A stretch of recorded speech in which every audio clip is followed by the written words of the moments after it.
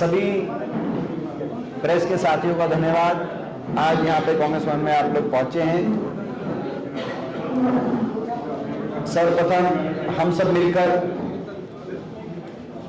भारत वर्ष की एक ऐसी प्रधानमंत्री जिन्होंने ना सिर्फ दुनिया के इतिहास में भारतवर्ष का नाम रोशन करने का काम किया, मगर दुनिया के भूगोल को भी बदलने का काम किया, जिन पे पूरे देश को गर्व है। आज उनको हम नमन करते हैं, श्रीमती इंदिरा गांधी जी को। आज इसके साथ साथ छठ का भी यही पावन उपलक्ष्य है, तो छठ पूजा के पावन उपलक्ष्य पर भी हम सभी देशवासियों को शुभकामनाएं देना चाहते हैं। इस अवसर पे हमारी कांग्रेस की महत्वपूर्ण प्रेस कॉन्फ्रेंस में आज उपस्थित आदरणीय डॉक्टर के सिंह जी, हमारे विधायक शीशपाल जी, हमारे जिले के प्रभारी बजरंगदास गर्ग जी, हमारे पूर्व कृषि मंत्री आदरणीय परमवीर जी, हमारे पूर्व विधायक भरत सिंह बेनीवाल जी, हमारे भाई राजकुमार शर्मा जी, भाई आनंद बयानी जी, संतोष जी, हमारे पूर्व विधायक प्रहलाद सिंह गिलाखेड़ा जी, पूर्व विधायक सरदार जरनैल सिंह जी, पूर्व सांसद, और हमारे एससी सेल के हमारे अध्यक्ष डॉक्टर सुशील इंदौरा जी, हमारे बीच में हमारे ऋषिपाल कंबोज जी, भाई डॉक्टर वीरेंद्र सिवाज जी, हमारे मलकीत सिंह खोसा जी, राम सिंह सोलंकी जी, उपेंद्र जी, अमित चावला जी, सुभाष जोधपुरिया जी, सभी के नाम हम आप तक उसमें भी जो है प्रेस पे हमारी जो प्रेस नोट आएगा उसमें किसी का नाम अगर रह भी गया होगा, जो सारे वरिष्ठ साथी हैं जो आज उपस्थित हैं, सबके नाम हम आपके बीच में उसके माध्यम से पहुंचाएंगे। आपका धन्यवाद, आपने समय दिया।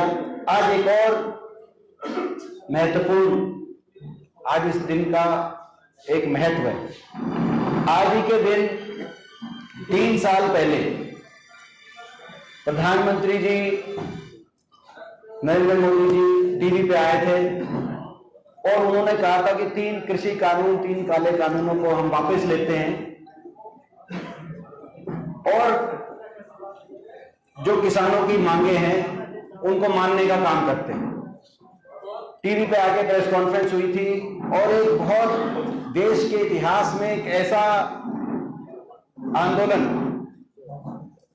जिस आंदोलन में 750 किसानों की, मजदूरों की जान चली गई, उन्होंने अपनी जान कुर्बान करी। 750 किसान और मजदूर शहीद हो गए जिस आंदोलन में, अपनी जीविका बचाने के लिए, अपनी न्यूनतम समर्थन मूल्य के अधिकार को बचाने के लिए, अपनी किसानी बचाने के लिए अहिंसा के रास्ते एक आंदोलन चला।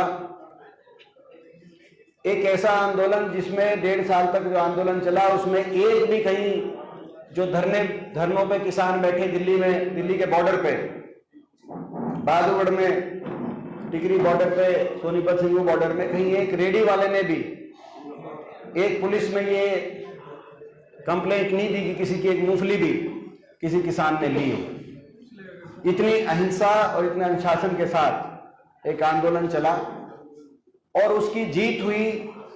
पहली बार 10 साल की ये जो तानाशाह सरकार है, बीजेपी की मोदी सरकार, जो आज देश में प्रजातंत्र का गला घोटने का काम ये सरकार कर रही है। हर रूप से विपक्ष की कोई भी आवाज इस सरकार के खिलाफ अगर आती है, देश के किसी कोने से, उस आवाज को ये निशाने पे लेती है सरकार, उसको कुचलने का प्रयास करती है। लेकिन उस सरकार को भी झुकाने का अगर काम किया गया था तो किसान और मजदूर की उस ताकत ने और उस आंदोलन ने उनको, सरकार को झुकने पे मजबूर किया और किसान की बड़ी जीत हुई देश के इतिहास में। इस सरकार का नाम काले अक्षरों से लिखा जाएगा कि इस सरकार में आंदोलन हुआ, सरकार ने जो किसान के साथ अन्याय किया, लेकिन किसान और मजदूरों का नाम सोने के अक्षरों से लिखा जाएगा। आज ही की तारीख हुआ था और उसके 1 महीने के बाद किसान दिसंबर के महीने में 12 दिसंबर से लेकर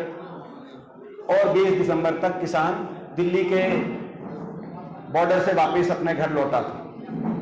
लेकिन 3 साल के बाद एक चीज स्पष्ट होगी कि सरकार ने किसान को यह कहा कि आपकी हम मांगों को मानते हैं, लेकिन सरकार ने किसान की मांगों को आगे मानते हुए कोई क्रियान्वयन करने का काम नहीं किया। एमएसपी मुख्य मांग थी, एमएसपी पे सरकार ने कमेटी बनेगी। सरकार ने एक ऐसी कमेटी बनाई जिसके टर्म्स ऑफ रेफरेंस में एमएसपी नाम की चीज आई नहीं। उसके टर्म्स ऑफ रेफरेंस में बातें आई कि ऑर्गेनिक खेती कैसे बढ़ाई जाए। और जो उस कमेटी के सदस्य लिए गए, वो सदस्य या तो वो थे जो पूरे किसान आंदोलन में किसान के खिलाफ बोलते थे और सरकार के पक्ष में बोलते थे, 3 कानूनों के पक्ष में बोलते थे, या तो वो विशेषज्ञ लिए गए या ऐसे लोग लिए गए जो कि जिनको खेती से किसानी से कोई लेना देना नहीं है, जो कि जिनको किस रूप से किसान दिन रात मेहनत करके देश की भोजन व्यवस्था के लिए अपने आप को लगाता है, उसको कुछ खेती के बारे में जानकारी नहीं है। और इसीलिए सारे किसान संगठनों ने इस कमेटी को रिजेक्ट कर दिया और इस कमेटी की उसके बाद ना कोई मीटिंग हुई, ना कोई इसमें चर्चा हुई। ये एक बहुत बड़ा धोखा देश के किसान और मजदूर के साथ इस सरकार ने किया है। ना ही जो 750 किसान परिवार थे, उन परिवारों को सरकारी नौकरी देने की बात थी, ना उस पर कोई अमल हुआ। हरियाणा में नहीं हुआ। पंजाब में कांग्रेस की सरकार ने, कैप्टन अमरिंदर सिंह उस समय कांग्रेस के मुख्यमंत्री थे, उस समय पंजाब में कांग्रेस की सरकार ने तो उन परिवारों को रोजगार देने का काम किया। लेकिन आपको पता है कि 2 प्रदेशों में सबसे ज्यादा किसान प्रभावित था, क्योंकि 2 प्रदेशों से सबसे ज्यादा एमएसपी की प्रणाली से खरीद होती है, सरकारी खरीद, हरियाणा और पंजाब। लेकिन और 2 ही प्रदेशों में आंदोलन भी ज्यादा था, सबसे ज्यादा किसान शहीद भी 2 प्रदेशों के ज्यादा हुए, बाकी कुछ यूपी और कुछ राजस्थान के भी थे। लेकिन हरियाणा के अंदर किसी को सरकारी नौकरी के भी जो बात थी, उस पर भी सरकार ने कोई कदम नहीं उठाया। बाकी भी लगातार किसान को सरकार से की अनदेखी का सामना करना पड़ रहा है, मजदूर को किसान की अनदेखी का, सरकार की अनदेखी का सामना करना पड़ रहा है, आड़ती को सरकार की अनदेखी का सामना करना पड़ रहा है। हमारी पूरी कृषि अर्थव्यवस्था जो हमारे प्रदेश की है, उस पे ये सरकार हमलावर है। जो सरकार की नीयत थी वो सबके सामने आ गई। बड़े उद्योगपति समूह, अदानी जैसे बड़े उद्योगपति समूहों के हवाले कृषि व्यवस्था सरकार करना चाहती थी, और अब भी बैकडोर से सरकार की नीयत वही की वही टिकी हुई है। एक कदम सरकार ने पीछे हटाया है, लेकिन आज किसान समझदार हो चुका है और किसान की लड़ाई किसान लड़ना जानता है, और लड़ाई किसान भी लड़ेगा, हम भी आने वाले समय में इस लड़ाई को। तो इसीलिए आज के इस दिन हम कांग्रेस पार्टी ने, प्रदेश कांग्रेस कमेटी ने ये फैसला लिया है कि 17 दिसंबर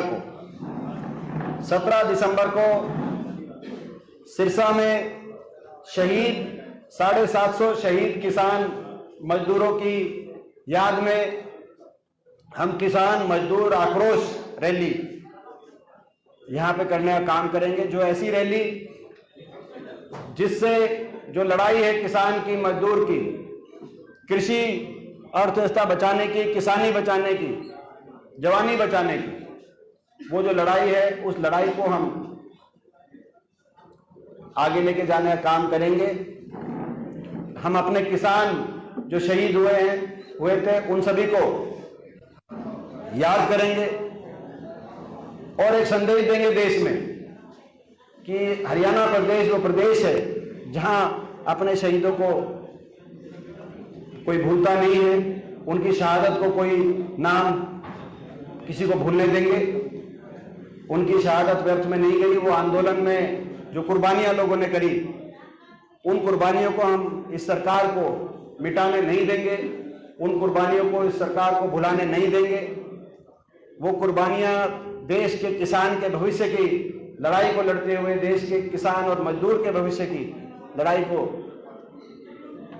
लड़ते हुए उस आंदोलन में, तो उस आंदोलन को नहीं हम बुलाने देंगे। तो आज ये एक औपचारिक रूप से, हालांकि ये एक इसकी घोषणा हमारे प्रदेश अध्यक्ष आदरणीय चौधरी उदयभान जी द्वारा की जा चुकी है, लेकिन आज सिरसा में, क्योंकि वो चंडीगढ़ से उसकी घोषणा की हुई थी, आज सिरसा में इस दिन आप औपचारिक रूप से हम इस जनसभा रैली की घोषणा करना चाहते हैं। आप लोग का बहुत सहयोग मिला था, प्रेस के साथियों का किसान आंदोलन में बहुत सहयोग मिला, और हम आग्रह करते हैं और आशा रखते हैं कि इस 17 दिसंबर को होने वाली रैली में भी आप सबका भी पूरा साथ और सहयोग हमें मिलेगा। और सारी सिरसा जिले की, फतेहाबाद सिरसा की पूरी कांग्रेस, हम लोग इस रैली की तैयारियों में आज ही से जुटेंगे। जो और केवल कांग्रेस ही नहीं, ये राजनीति से भी ऊपर उठ के लड़ाई है। जो लोग किसान, शहीद किसान के सम्मान को सम्मान देना चाहते हैं, वो सभी लोग शहीद किसानों की याद में किसान आंदोलन को जो साथ और समर्थन, वो सभी लोग इसमें, मैं समझता हूं, रैली में अपना योगदान देंगे और पूरी छत्तीस बिरादरी और राजनीति से ऊपर उठ के हम लोगों को मोबिलाइज करेंगे और इस रैली के माध्यम से सरकार को जगाने का काम करेंगे। ये आज हमारी मुख्य प्रेस कॉन्फ्रेंस की मुख्य बिंदु है। बाकी आपके कोई प्रश्न हो तो आप प्रश्न पूछ सकते हैं। जो कृषि कानून जो है, एक जगह कृषि कानून थे, ये सेंटर का मुद्दा है। क्या इस रैली में आप स्टेट के लीडर आएंगे या सेंटर से भी कोई आपका सीनियर लीडर आएगा? देखिए, आपको पता है कि कांग्रेस पार्टी की उदयपुर डिक्लेरेशन और रायपुर अधिवेशन, एआईसीसी की तरफ से कृषि 4 डिक्लेरेशन हुई, अर्थव्यवस्था पे, कृषि पे। उसमें कृषि और जो कृषि की डिक्लेरेशन थी, कृषि और किसान संबंधित, उसके चेयरमैन चौधरी भूपेंद्र सिंह हुड्डा जी को राष्ट्रीय चेयरमैन कांग्रेस पार्टी ने हम धन्यवाद करते हैं।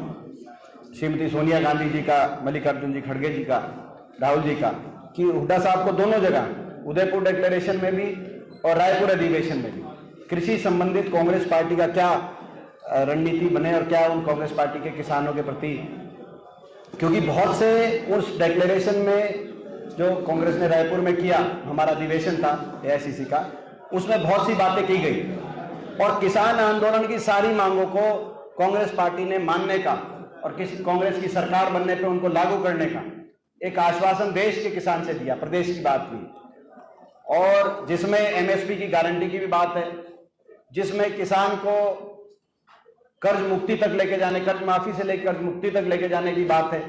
तो बहुत से ऐसे कांग्रेस पार्टी ने बहुत सी घोषणाएं करी हमारे रायपुर अधिवेशन में। राष्ट्रीय स्तर पर हुड्डा साहब के अध्यक्षता में जो कमेटी बनी थी, उस कमेटी के माध्यम से उन सभी बातों को हम लेके आएंगे 17 दिसंबर को। प्रदेश के को भी वो सारी बातों को, प्रदेश के मार्ग को भी, प्रदेशवासियों को भी बताने का काम करेंगे। भूपेंद्र जी, सरकार ने 75% आरक्षण जो निजी क्षेत्र में कंपनियों में करने की कोशिश की थी, लेकिन हाई कोर्ट ने उसको रद्द कर दिया। ये हम पहले दिन से कह रहे थे कि ये जो गठबंधन हुआ है, ये गठबंधन केवल अपनी भ्रष्टाचार की फाइलों को बंद कराने के लिए जेजेपी ने जाके समर्थन दिया और प्रदेश में भ्रष्टाचार की छूट मिले, महकमे मिले, एक्साइज, शराब, किसी के पास माइनिंग जाए, किसी के पास पंचायती, तो ये महकमे मिले और उन महकमों के माध्यम से प्रदेश की जनता को लूटा जाए। इस आधार पर गठबंधन जेजेपी ने किया, इस आधार पर समझौता हुआ है। जो 2 बातें उन्होंने कही थी, वो केवल लोगों के आंखों में धूल झोंकने का काम उन्होंने कहा था कि 5100 बुढ़ापा पेंशन की वजह से और 75% निजी क्षेत्र में रिजर्वेशन की वजह से हम ये समर्थन दे रहे हैं। आज 4.5 साल के बाद ना तो 5100 पेंशन का कहीं कोई नाम है और ये 75% रिजर्वेशन भी ये कानूनी, या तो कानून इस नियत से बनाया गया था कि ये कानून चलने वाला नहीं है, या इसकी पैरवी नहीं की गई जानबूझ के, क्योंकि ये गठबंधन, बीजेपी को भी पता है गठबंधन क्यों लिया है, इनसे समर्थन कैसे लिया है। समर्थन बीजेपी ने किसी कंडीशन मान के नहीं लिया था। कंडीशन तो मैंने आपको बता दी, एक ही कंडीशन थी, हरियाणा में खुला भ्रष्टाचार, हरियाणा में बार बार शराब घोटाले आए, कोरोना में शराब घोटाला है, जहरीली शराब से पिछले साल सोनीपत में बहुत लोगों की जान गई, जहरीली शराब से इस साल जमुनानगर में आपने देखा कितने लोगों की जान गई। केवल हरियाणा के अंदर शराब घोटाले ही नहीं, देश में कहीं भी शराब घोटाला होता है उसके भी तार हरियाणा से जुड़े मिलते हैं। कहीं धान घोटाला आ रहा है, कहीं शराब घोटाला आ रहा है, कहीं ग्वालपाड़ी घोटाला आ रहा है, कहीं गुड़गांव मेट्रो रूट घोटाला आ रहा है। लगातार जिस तरह से कहीं अमृत योजना घोटाला आ रहा है आपके सामने, तो ये भ्रष्टाचार का पर्यायवाची सरकार जो बनी है, ये इस गठबंधन की वजह से आज देश में भ्रष्टाचार का रिकॉर्ड टूट गया इस सरकार में।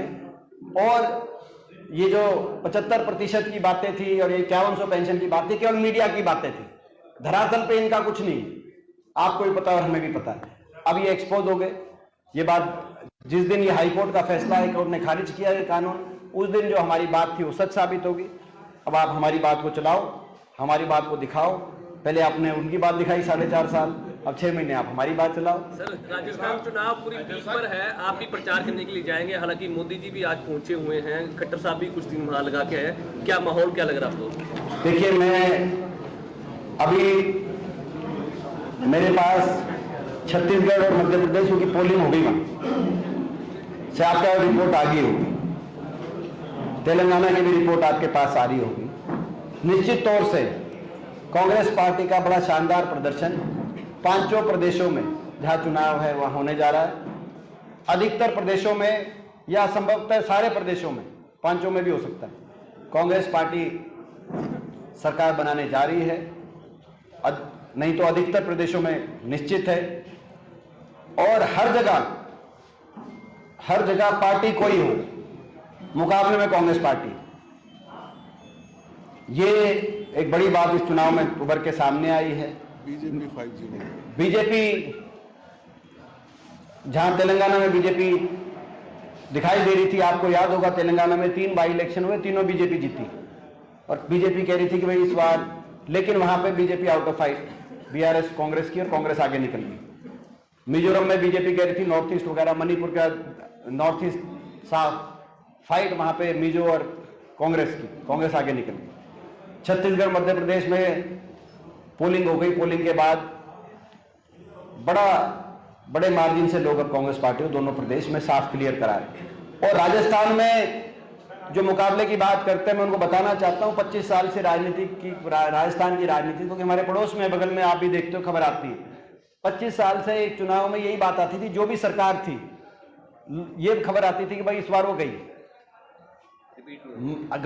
इस बार कहते थे भाई इस बार तो जब भी जो भी सरकार थी वो दूसरी सरकार रिपीट नहीं होती थी, बदल के आती थी। लेकिन इस बार राजस्थान से खबर ये आ रही है, कुछ लोग मुकाबले की बात करते हैं, लेकिन हर रोज कांग्रेस के पक्ष में वहां माहौल बनता जा रहा है।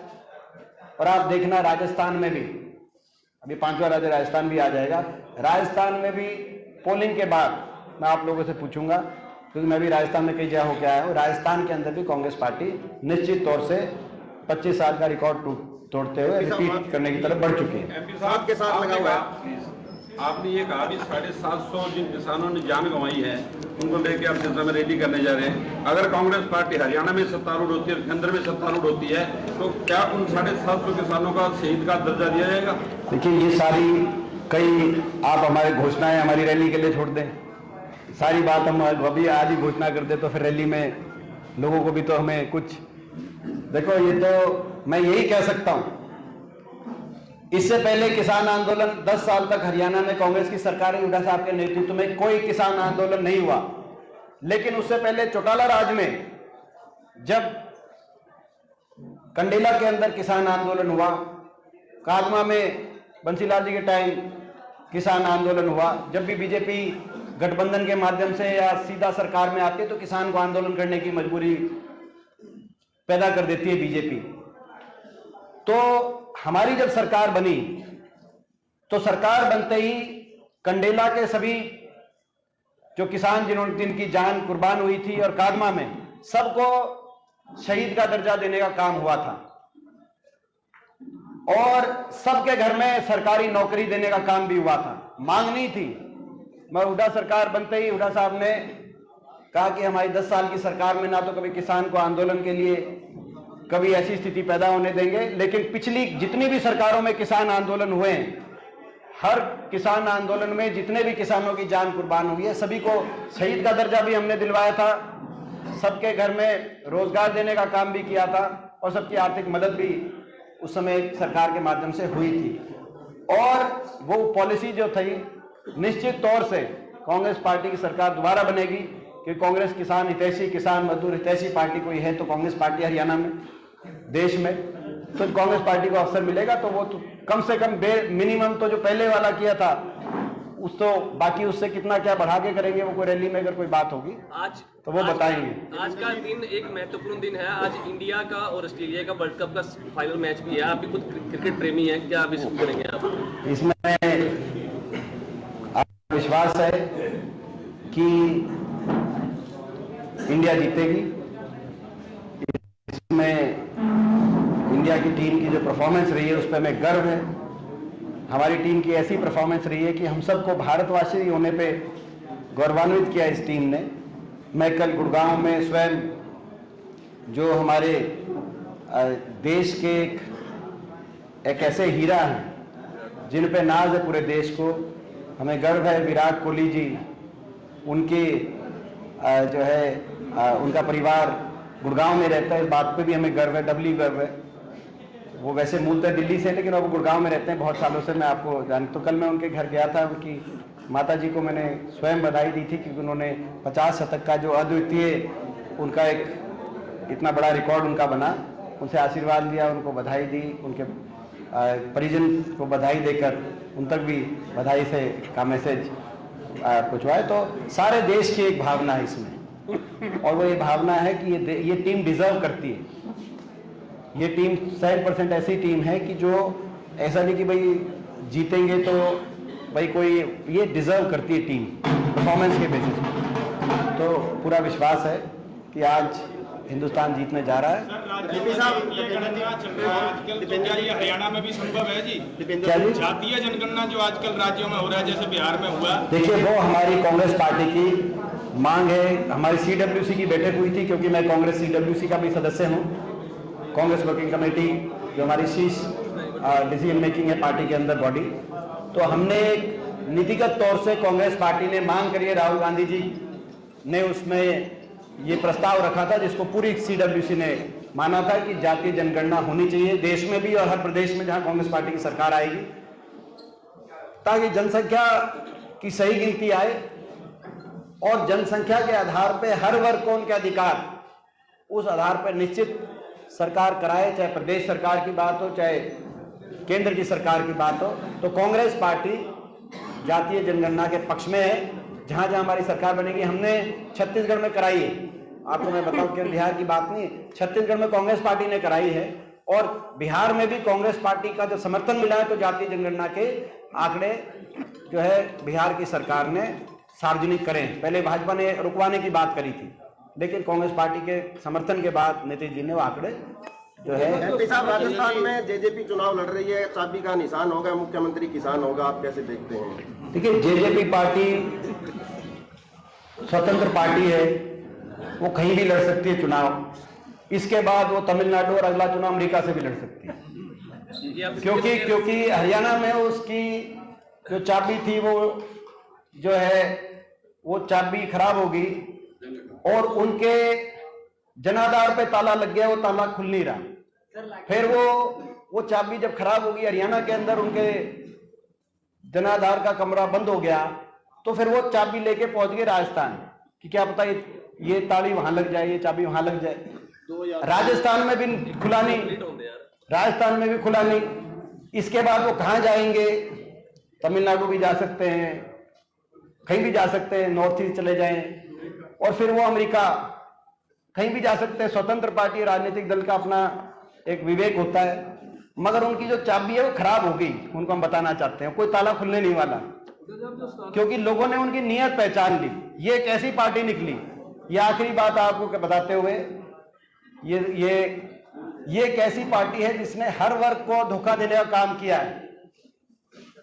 इस पार्टी ने अपने मतदाता को धोखा दिया। पहले कहते थे बीजेपी को करो 75 पार, फिर बीजेपी की बनवा दी चंडीगढ़ में सरकार। पहले अपने मतदाता को धोखा दिया, फिर कहा 5100 बुढ़ापा पेंशन पे हम समझौता कर रहे हैं, 5100 बुढ़ापा पेंशन नहीं आई, बड़े बुजुर्गों को धोखा दिया। फिर कहा 75% रिजर्वेशन पे निजी क्षेत्र में हम समर्थन दे रहे हैं, वो 75% का कानून नहीं बन पाया। 4.5 साल में प्रदेश के युवाओं को धोखा दिया। फिर कहते थे किसान कृषि कानून तो वापस नहीं हो सकते, लेकिन आज के दिन 3 साल पहले प्रधानमंत्री जी ने कह दिया वापस हो गए, तो किसान से धोखा दिया प्रदेश के। फिर कहते थे कि बृजभूषण के खिलाफ क्या कार्रवाई करें, दिल्ली पुलिस ने लिख के दे दिया बृजभूषण हर मौके पे हमारी महिला पहलवानों, महिला खिलाड़ियों के साथ दुर्व्यवहार करता था वो आरोपी। तो हमारी बेटियों के साथ धोखा किया, हमारे खिलाड़ियों के साथ धोखा किया। उससे पहले अपनी पार्टी और परिवार के साथ क्या किया, वो धोखा नहीं किया तो और क्या किया आपके सामने है। एक, क्योंकि मेरे को उत्तर प्रदेश में चुनाव में मैं थोड़ा सा सक्रिय रहता हूं, प्रियंका जी ने वहां, राहुल जी ने मेरी ड्यूटी वहां पे पिछले 2-3 चुनाव में लगाई है। एक कानपुर में एक दुकान है, मिठाई की दुकान है, लड्डू बड़े फेमस है वहां के, और वो दुकान है, उसका नाम है ठग्गू के लड्डू, ठग्गू के लड्डू। और उसके नीचे लिखा हुआ है ऐसा कोई सगा नहीं जिसको हमने ठगा नहीं, ऐसा कोई सगा नहीं जिसको हमने ठगा नहीं।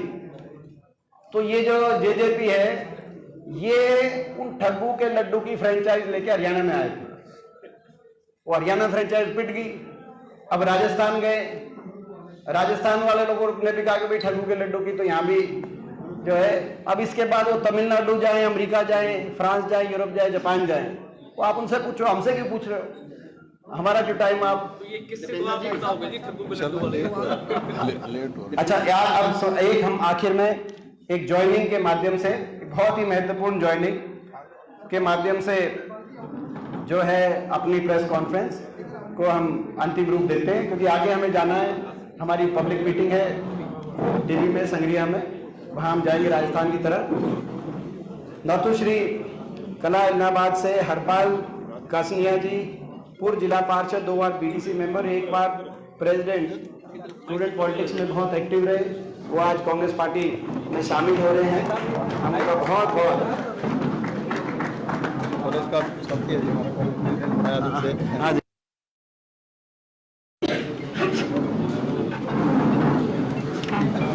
तो भाई हम ऐलान करते हैं 17 तारीख को कांग्रेस पार्टी ये करेगी शहीद किसानों की सम्मान में, शहीद किसानों की याद में। कुर्बानियां भूलने नहीं देंगे, किसान आंदोलन की पुकार को मिटने नहीं देंगे। जय जवान जय किसान के नारे के साथ 17 दिसंबर को किसान मजदूर आक्रोश रैली। अच्छा, और इनके साथी हरपाल जी के साथी है, सबको एक बार बताते जाओ। हरपाल जी नाम बताते जाओ। ये बेटा है मेरा। अच्छा अच्छा अच्छा। प्रेस के साथी चाय पी के जाएंगे, और सभी प्रेस के साथी चाय पानी